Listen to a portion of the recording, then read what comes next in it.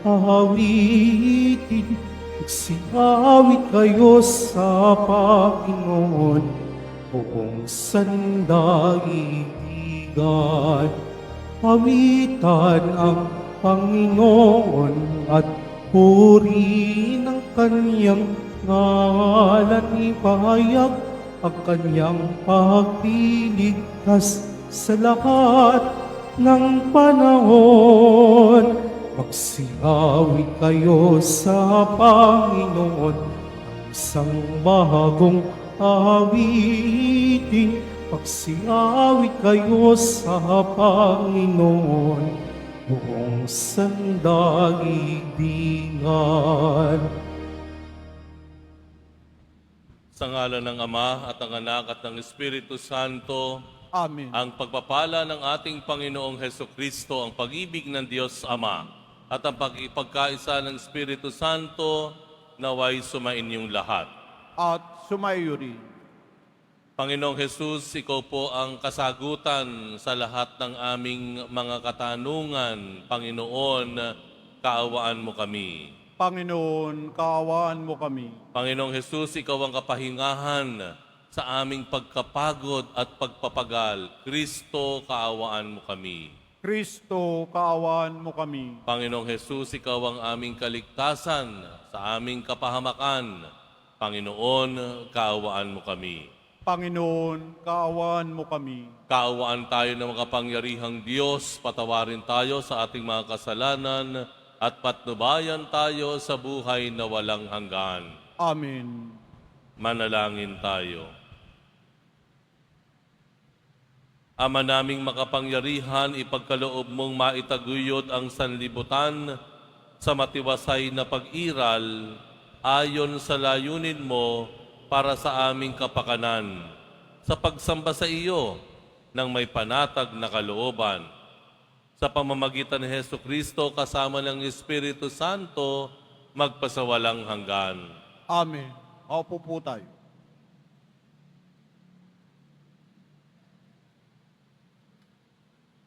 Pagbasa mula sa aklat ni Sirach.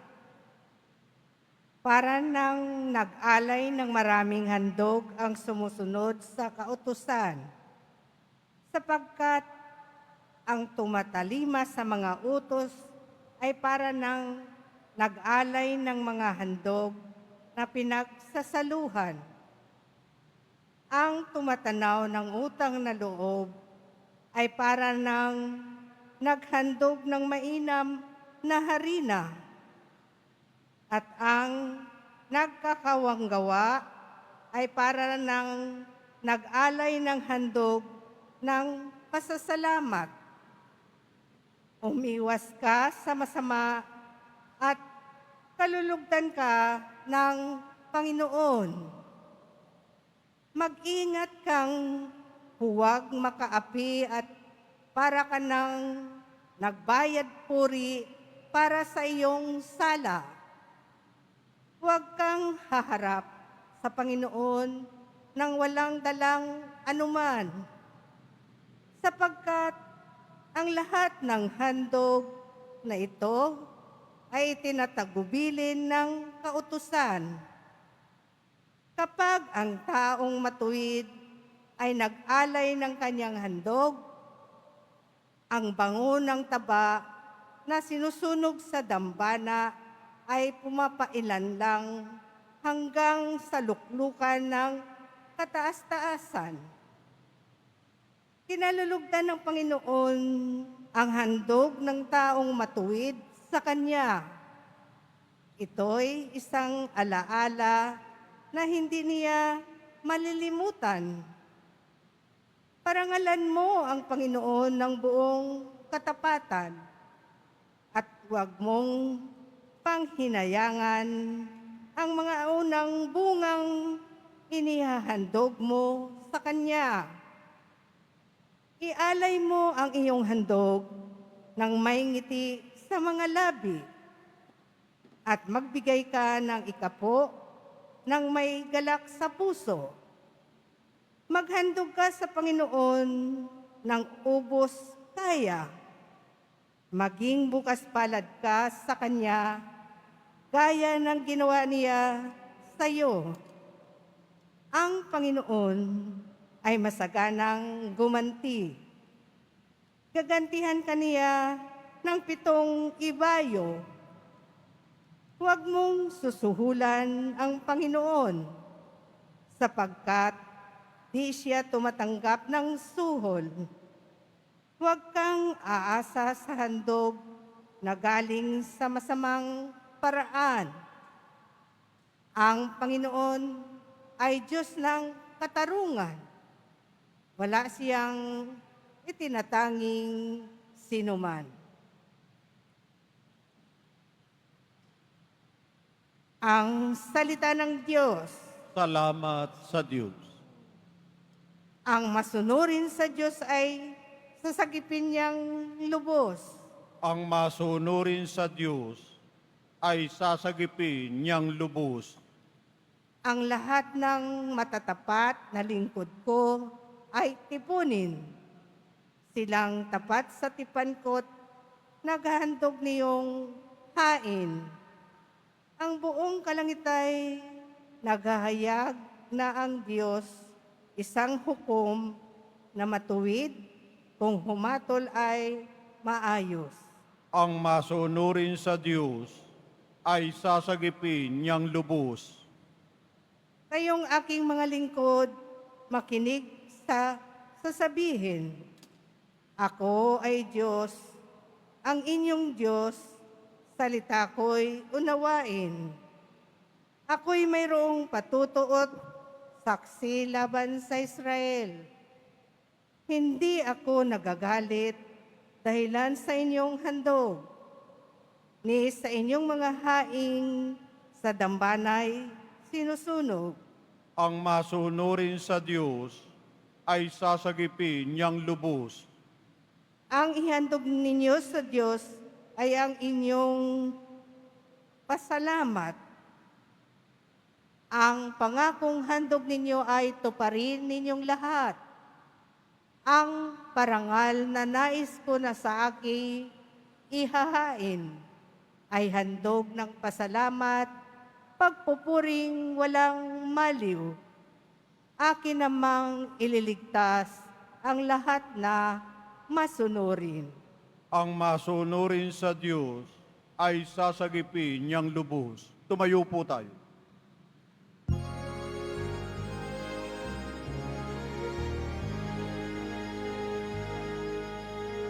Hallelujah, Hallelujah, Hallelujah, Hallelujah.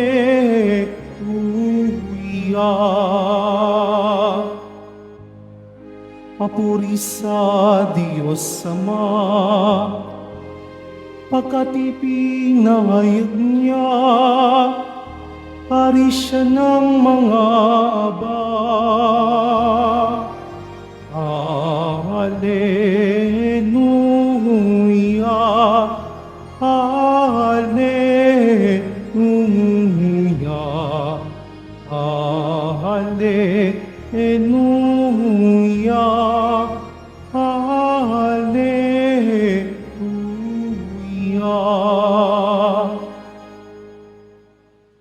Sumainyo ang Panginoon. At sumayo rin. Ang mabuting balita ng Panginoon ayon kay San Marcos. Papuri sa iyo, Panginoon. Noong panahong iyon, nagsalita si Pedro kay Jesus. Tignan po ninyo, iniwan namin ang lahat at kami sumunod sa inyo. Sinabi ni Jesus, tandaan ninyo ito, ang sinumang mag-iwan ng bahay o mga kapatid, ina, ama, mga anak, mga lupa, dahil sa akin at sa mabuting balita, ay tatanggap ng makasandaang ibayo sa buhay na ito, mga bahay, mga kapatid, mga ina, mga anak, at mga lupa, ngunit may kalakip na pag-uusig. at sa kabilang buhay ay magkakaroon ng buhay na walang hanggan. Ngunit maraming nauuna na magiging huli at maraming nahuhuli na magiging una. Ang mabuting balita ng Panginoon. Pinupuri ka namin, Panginoong Heso Kristo. Maupo po tayo. Gagawin niyo po ba ang lahat para sa pamilya niyo?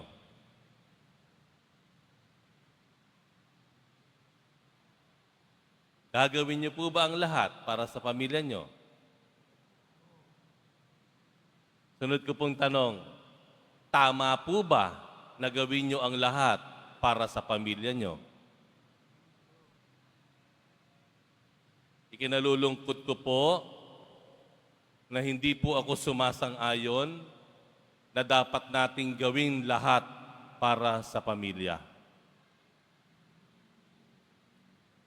Kung atin pong titignan ng Ebanghelyo, maliwanag po na ang tanging dahilan lamang ng ating paggawa ng lahat, ang dapat patungkulan lamang ng lahat ng ating gagawin at gagawing lahat ay walang iba kung hindi ang Panginoon at ang Kanyang salita.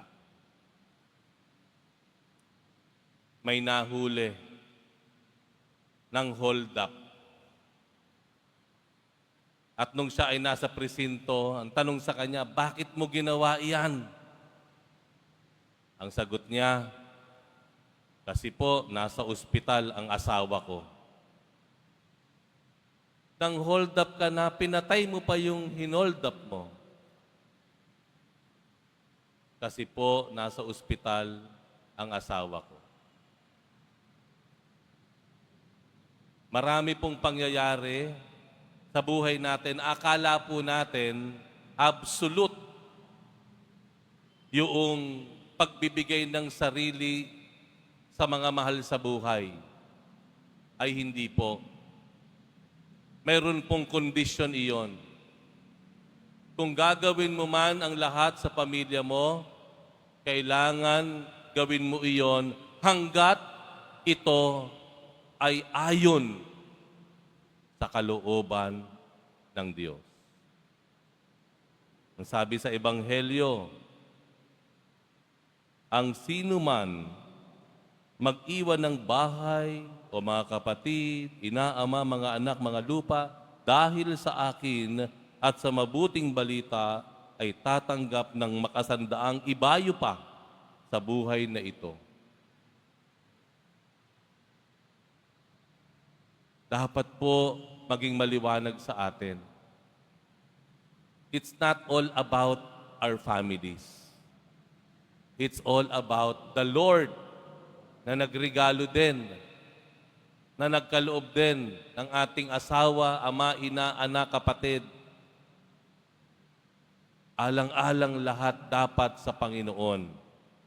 Dahil kapag gagawin mo ang lahat para sa Panginoon, siguradong iiwasan mo na manloko, magnakaw, mang-abuso ng iyong kapwa, na magiging dahilan din po ng pagkapahamak ng iyong kaluluwa. Lahat alang-alang sa Diyos. Alam niyo po, medyo malaki na rin po ang naging dahilan ng pagkasama o sabihin na nating hindi magagandang pangyayari sa ating bansa dahil sa paniniwala na dapat gawin lahat para sa pamilya. Ay pasintabi po, hindi man lahat, ano. May mga nasa katungkulan, halimbawa, sa pamahalaan. Yan ay kukuha ng kaban ng tipan para sa pamilya. Kukunin dapat yung pera para sa mga proyekto, sa bayan, sa constituents. Kukunin yung bahagi ng budget para sa mga mahihirap Para kanino? Para kanino? Malamang minsan hindi para sa kanila para sa pamilya. Hindi po tama iyon. Dahil maliwanag ang sinasabi ng Panginoon. Ang lahat dapat gagawin natin alang-alang sa pamilya hanggat ito ay kalugod-lugod sa Diyos at naaayon sa Kanyang salita. Ang pinaka-ultimate, pinakarurok ng ating pinaghahandugan, ng ating sakripisyo, lakas ng pangangatawan, pagsusumikap, ay hindi ang pamilya, kung hindi ang Diyos. Father, paano naman yun? Kailangan na talaga ng aking mga anak. Wala naman ako mapagkuhanan. Wala namang magpautang sa akin. Paano yung anak ko? Kailangan ko nang ipagamot.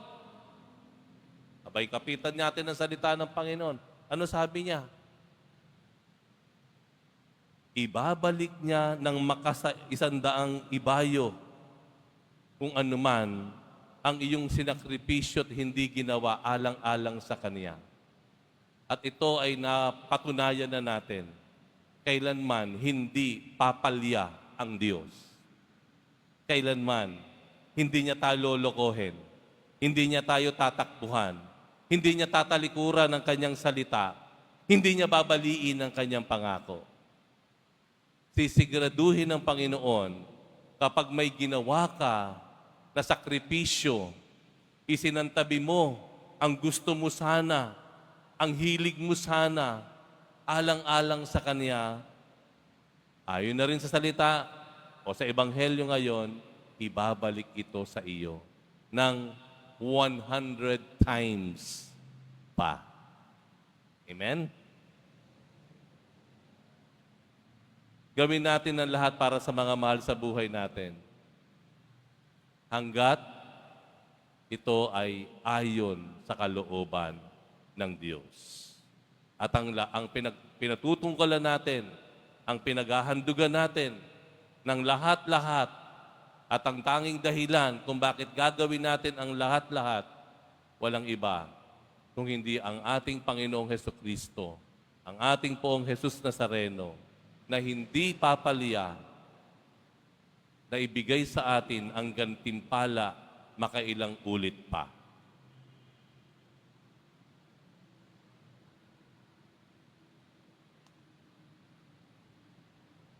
Tumayo po tayo.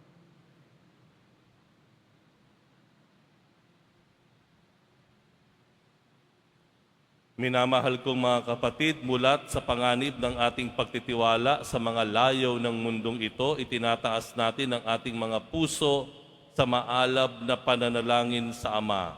Ama, Ikaw ang lahat-lahat sa amin. Ama, Ikaw ang lahat-lahat sa amin. Ang simbahan sa buong sandaigdigan naway maging matibay at tunay na tanda ng daan tungo sa walang katapusang kaligayahan at buhay na walang hanggan. Manalangin tayo.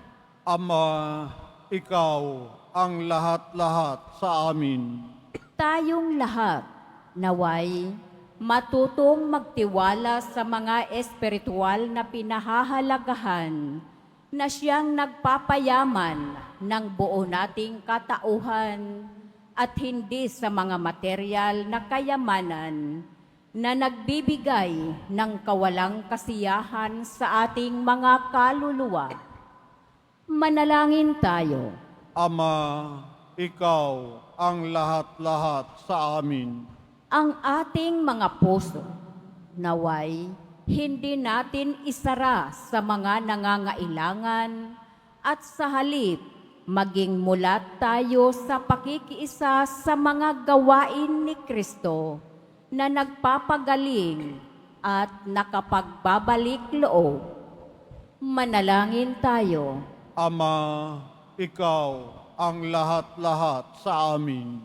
Ang mga may sakit at mga kapansanan naway madama nila ang kalinga ng Panginoon sa pamamagitan ng pag-ibig ng kanilang mga kapitbahay at mga kaibigan. Manalangin tayo. Ama, ikaw ang lahat-lahat sa amin. Ang mga pumanaw nating mga kamag-anak at mga kaibigan, naway humimlay sa makalangit na kapayapaan ng Diyos. Manalangin tayo. Ama, ikaw ang lahat-lahat sa amin. Sa ilang sandali ng katahimikan, ating ipanalangin ang iba pang mga pangangailangan ng ating pamayanan. Gayon din ang mga intensyon na inialay sa ating misa sa araw na ito. At isama rin natin ang ating mga pansariling kahilingan. Manalangin tayo. Ama, ikaw ang lahat-lahat sa amin. Ipanalangin din po natin sa natatanging paraan ang kagaligan at magandang kalusugan ng ating minamahal na Santo Papa Francisco. Manalangin tayo. Ama, ikaw ang lahat-lahat sa amin. Makalangit na Ama, tignan mo ng may habag, mga nangangailangan, liwanagan mo ng iyong katotohanan ng aming buhay at bigyan kami ng biyaya na mamuhay ayon sa mataas na pagpapahalaga sa amin ng iyong anak na si Jesucristo, siya na nabubuhay tagahari kasama mo at ng Espiritu Santo, magpasawalang hanggan. Amen. Maupo po tayo.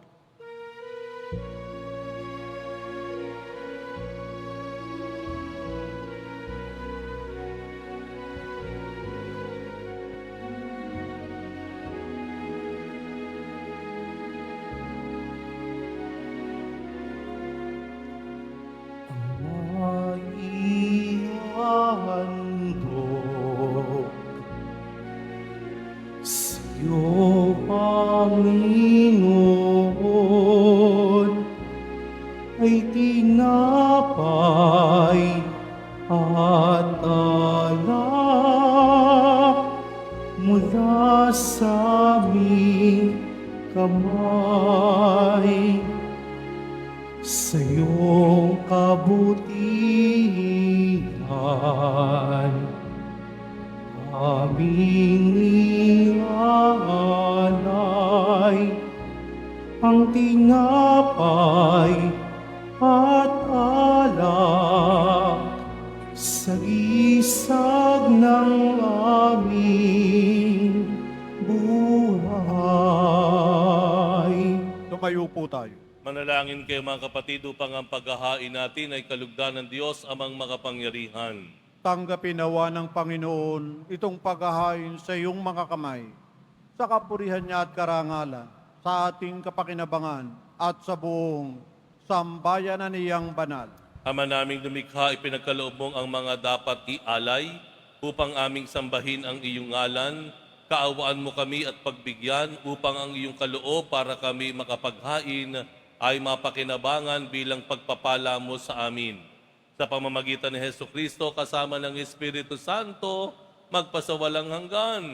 Amen. Sumainyo ang Panginoon. At sumayo rin. Itaas sa Diyos ang inyong puso at diwa. Itinaas na namin sa Panginoon. Pasalamatan natin ang Panginoong ating Diyos. Marapat na siya ay pasalamatan.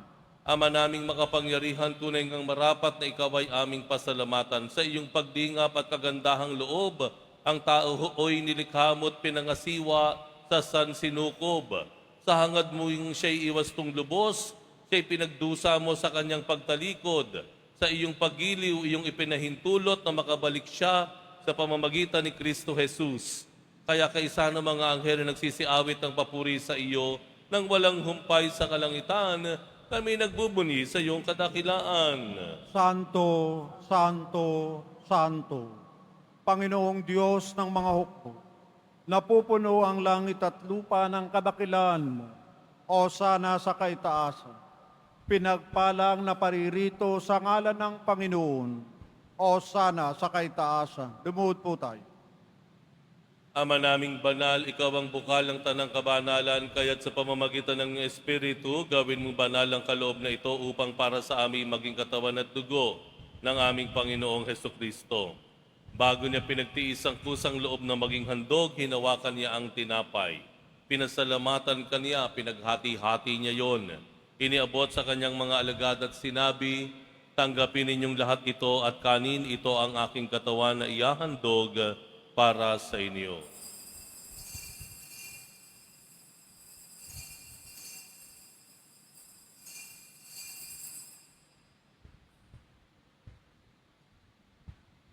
Gayun din naman nang matapos ang hapunan, hinawakan niya ang kalis, muli kaniyang pinasalamatan, iniabot niya ang kalis sa kanyang mga alagad at sinabi, tanggapin ninyong lahat ito at inumin, ito ang kalis ng aking dugo ng bago at walang hanggang tipan, ang aking dugo na ibubuhos para sa inyo at para sa lahat sa ikapagpapatawad ng mga kasalanan. Gawin ninyo ito sa pag-alala sa akin.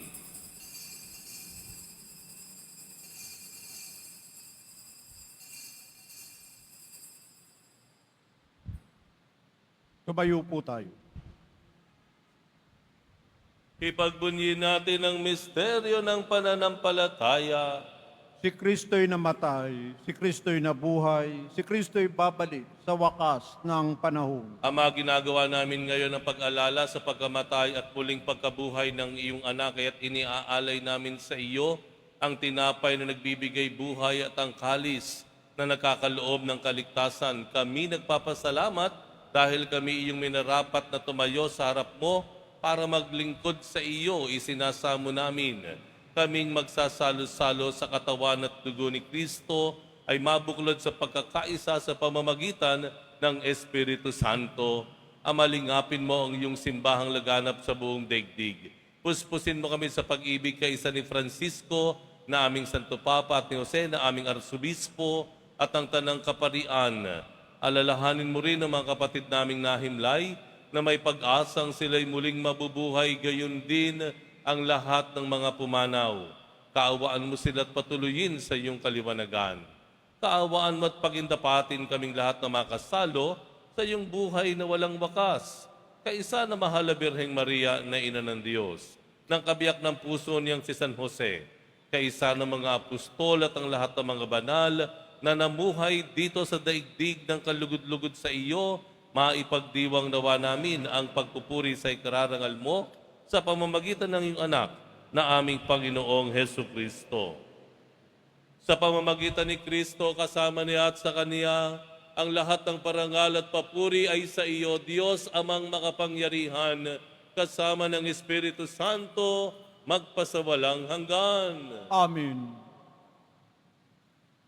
Idalangin po natin na hindi lang tayo maging masunuring mga anak ng Diyos, kundi tayo rin po ay maging magalang at nagmamalasakit na kapatid sa ating kapwa.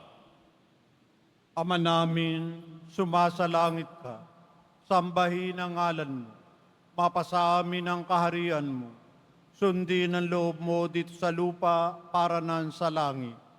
Bigyan mo kami ngayon ng aming kakanin sa araw-araw at patawarin mo kami sa aming mga sala para ng pagpapatawad namin sa nagkakasala sa amin.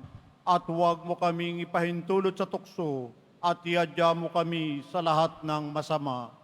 Hinihiling namin kami iadya sa lahat ng masama, pagkalooban ng kapayapaan, araw-araw iligtas sa kasalanan at ilayo sa lahat ng kapahamakan, samantalang aming pinananabikan ang dakilang araw ng pagpapahayag ng tagapagligtas naming si Hesukristo.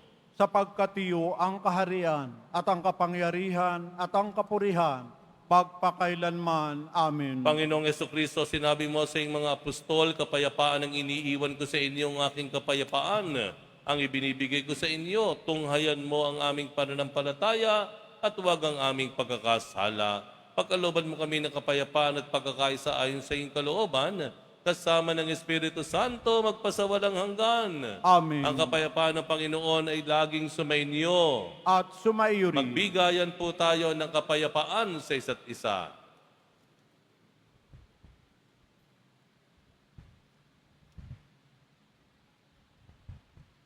Kordero ng Diyos na nag-aalis ng mga kasalanan ng sanlibutan, maawa ka sa amin. Kordero ng Diyos na nag-aalis ng mga kasalanan ng sanlibutan, maawa ka sa amin.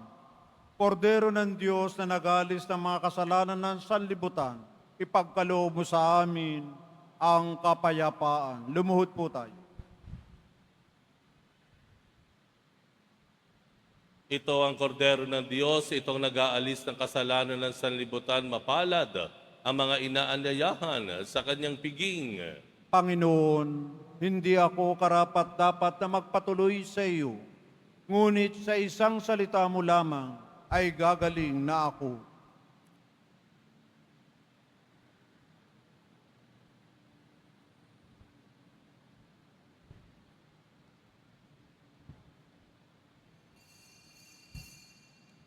Para sa lahat ng tatanggap ng banal na komunyon, sasagot po tayo ng amin pagkasabi ng pari o ng lay minister ng katawan ni Kristo.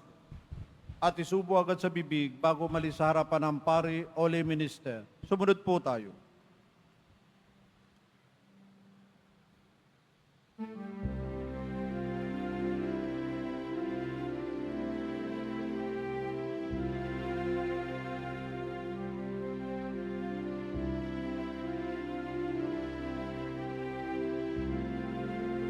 Sikat ng umaga,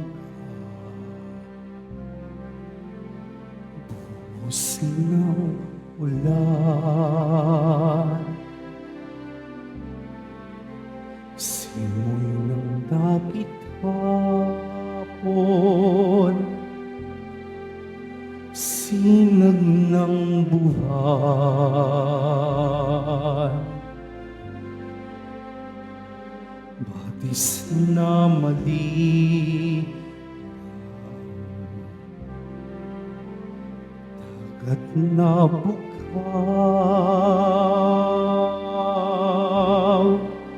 kayo ng Panginoon, Kong Jesus, ng aking buhay. Saan man ako bumaling, ika'y naroon, tumalikod man sa'yo. Dakilang pag-ibig mo sa akin tatawag at magpapaalala. Ako'y iyong ginigiliw at siyang itatapat sa puso.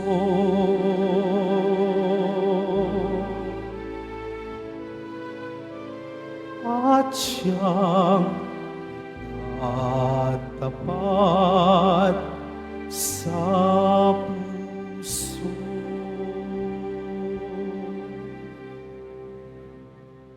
Announcement.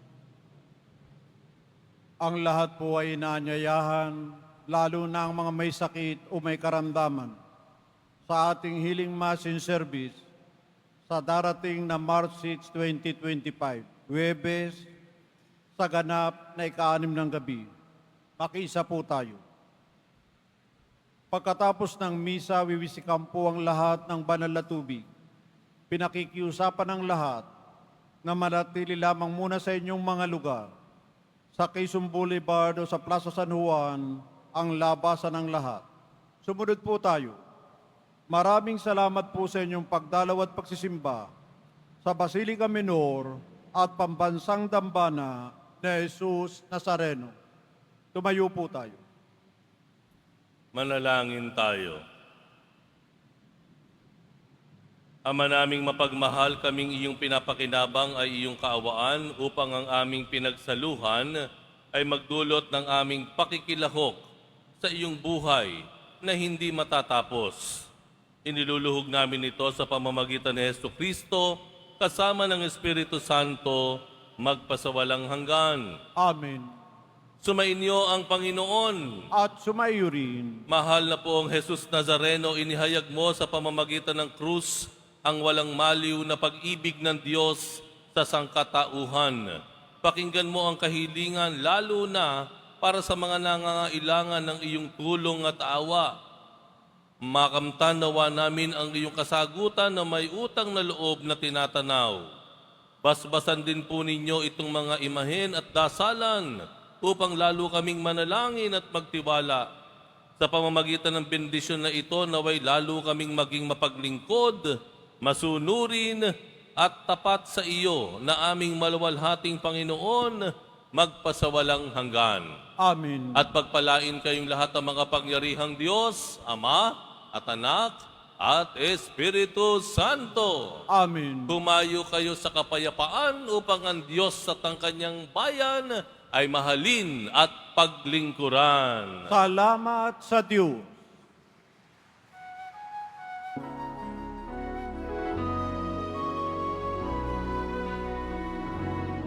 Nuestro Padre Jesus Nazareno, sinasamba ka namin, pinipinto ka namin, aral mo ang aming buhay at kaligtasan. Nuestro Padre Jesus Nazareno, iligtas mo kami sa kasalanan. Ang krus mo pinamatayan ay sagisag ng aming kaligtasan.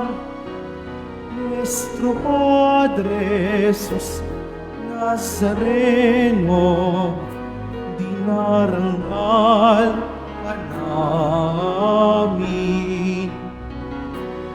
Nuestro Padre Jesus Nazareno, walhati ka namin. Nuestro Padre Jesus Nazareno, dinarangal ka namin. Nuestro Padre Jesus Nazareno, walhati